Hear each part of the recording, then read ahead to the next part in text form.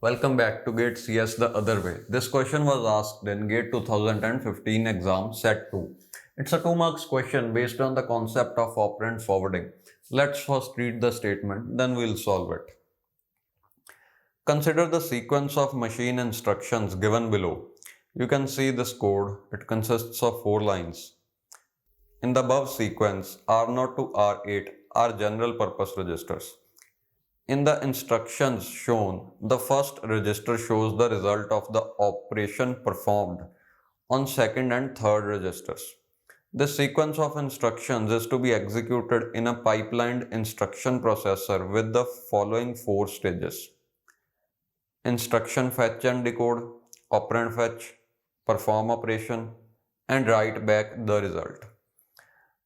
The IF, OF and WB stages take 1 clock cycle each for any instruction. The PO stage takes 1 clock cycle for add and sub instruction, 3 clock cycles for multiply instruction, and 5 clock cycles for divide instruction. The pipelined processor uses operand forwarding from the PO stage to OF stage. Please note this point. Operand forwarding is done from PO stage to OF stage. They are asking the number of clock cycles taken for the execution of above sequence of instructions is. Okay. So you are given this code, these 4 lines. The operation is performed on the second and third operand and the result is stored in first operand. Okay. These are the 4 stages of the pipeline. First, second and fourth stage requires 1 clock cycle each, and this PO stage requires 1 clock cycle for add and subtract, but it needs 3 clock cycles for multiply and 5 clock cycles for divide. Okay, this is the information that you are given and you need to find out the number of cycles required to execute this code if operand forwarding is done from PO to OF stage. Now please note that they haven't mentioned full forwarding or forwarding from PO to PO stage. Okay, so you need to be careful. Let's try to execute this code. The first instruction is a multiply instruction. That means we are going to require 3 clock cycles of PO stage for the first instruction, which is IF, then OF, then 3 times PO followed by WB. IF, OF, 3 times PO followed by WB. So we have executed the first instruction and it took 6 clock cycles. Okay. 1, 2, 3, 4, 5, 6. Yeah, 6 clock cycles. Now let's execute the second instruction. You can clearly see that there is no dependency for this second instruction. Its inputs are R2 and R3. And the output of first instruction is R5. So you need not worry about dependencies for this instruction. You can just execute it. This is a divide instruction and divide needs 5 clock cycles in PO stage. So just see that.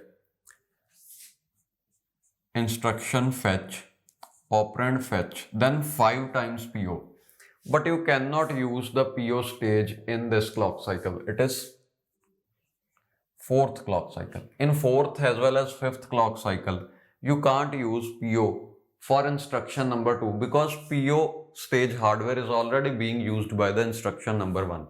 So these 2 will be stall cycles. Then you can execute this perform operation.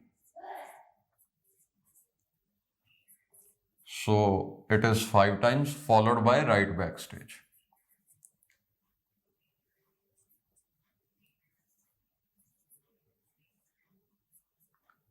So at the end of 11th clock cycle, you can see second instruction is completed. Now let's try to execute this third instruction. But before that, you'll have to see if there are any dependencies. This is a dependency and this is a dependency. What is happening is only when this instruction number I2 writes the result of this operation, the division of these 2, its result will be written into R6, and this happens in write back stage. So only after write back stage is completed, only after that point the next instruction can perform operand fetch. Okay, but we are using operand forwarding, so we need not wait for that long.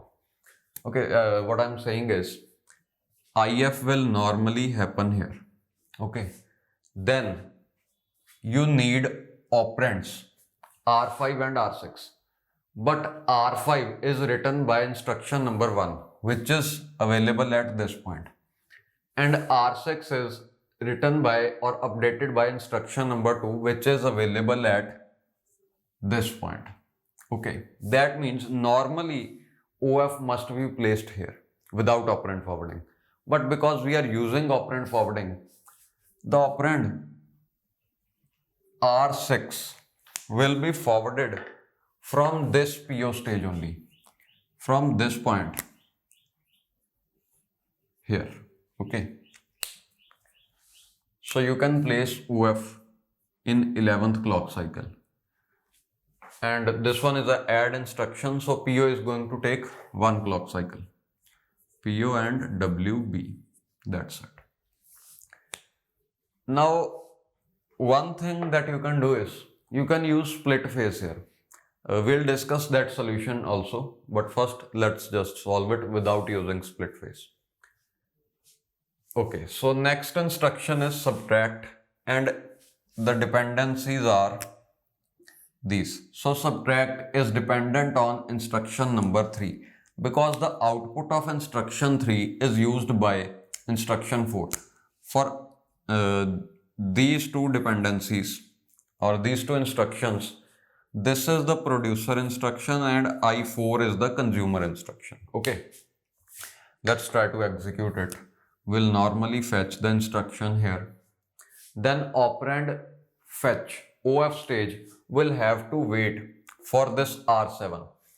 R7 is available in this point, or at this point rather.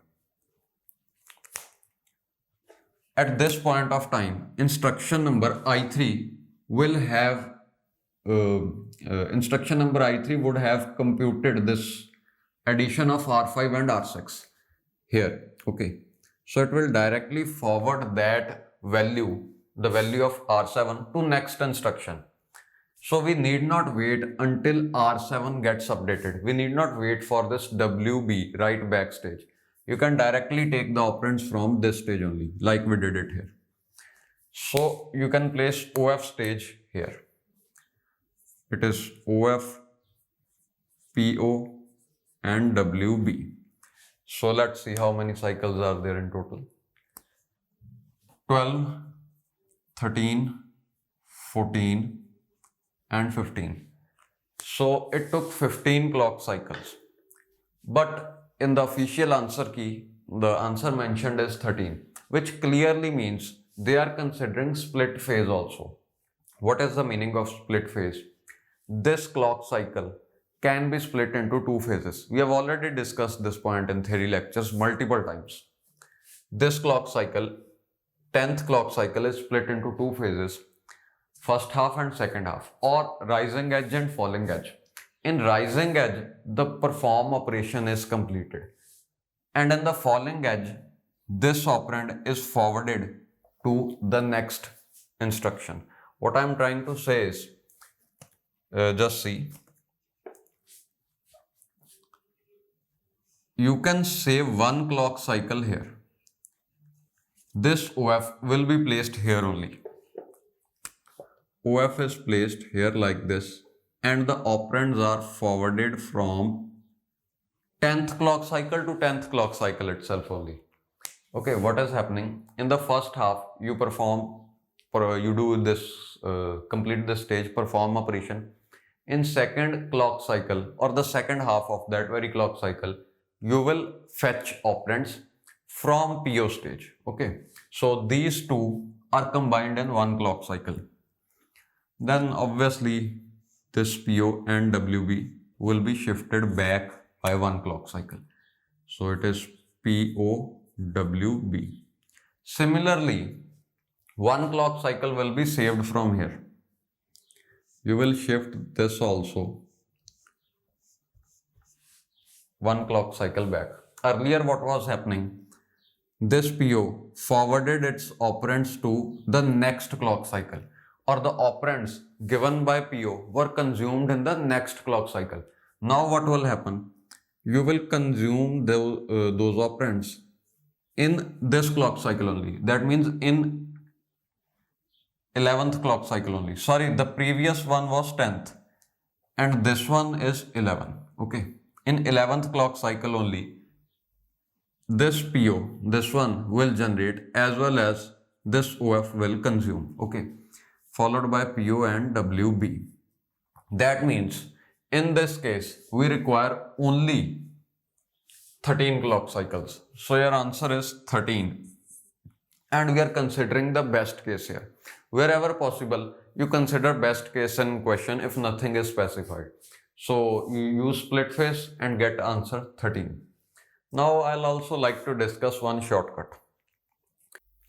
Now you can see, due to this split phase, what is happening is, this case becomes very similar to full forwarding. That means from PO to PO stage. You can also consider we are forwarding from PO to PO stage, or you can say we are forwarding from PO to OF stage using split phase. Okay. Now, because it is very similar to the case of full forwarding, you can also use the shortcut that I provided you.